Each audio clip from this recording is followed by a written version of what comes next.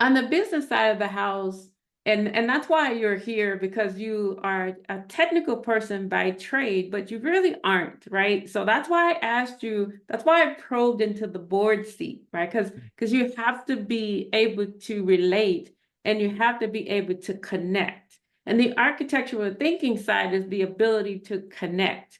And so I love how the business side, I mean, we have to think about things. We can be ever so technical, ever so cybersecurity affluent, but the business doesn't understand the jargon. So we have to know how to relate to our business stakeholders and our customers. And our customers don't always understand the jargon either. And so I think that that's really important that you brought that up. And I can't stress that enough. Can't stress enough how important that is. So I appreciate you bringing that up in this call, because it's a very serious subject that can get overshadowed, right? So that connecting with the stakeholders within the organization and helping them to understand their priorities. So then we can help them to understand where the risks are and how to go about mitigating those risks and those vulnerabilities.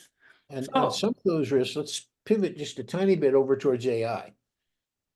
AI brings both wonderful things to help us and risk. mhm. And I think, especially if you happen to be growing in the direction of architecture, you need to be trying out AI. There's plenty you can do for free.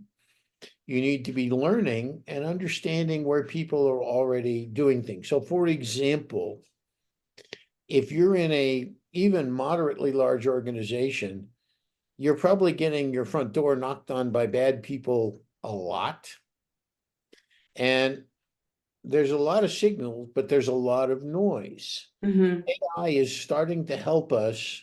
And if you look at the major vendors, they're all bringing out offerings on this. Starting to help us pull the signals out of the noise Mm-hmm. Yeah. and act upon them. But Mm-hmm. you can't do that if you pick the wrong AI solution, if you don't understand how it's applied, if you don't learn where you trust it, where you supplement it, where you don't let it play. And you should also start having some sense of where the bad people are using AI. Your friend who's on a red team probably is spending a fair bit of time thinking about that. Mm-hmm. Yeah. That's an area where people need to learn and consider. So we have to ask, what are people doing with AI that is a problem? So first of all, we've all, if we've been around cyber, heard about the script kiddies, the people that download a script and try and run it against you. Mm-hmm. It's Yeah. getting augmented by AI and also, by the way, by business models where you can get, ransomware as a service is a term that's starting to get used, where people effectively will sell you some things. Those are augmented by AI. What else, though?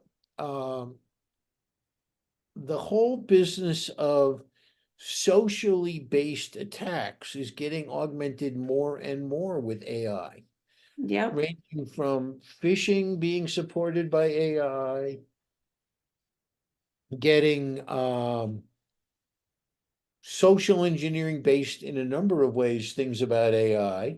Mm-hmm. Yeah. Social engineering in general is basically elevated because of AI, not because AI is the culprit, but it because of the acceleration of information and the speed that the innovators from a adversarial AI perspective is grabbing a hold to. And we have to keep up.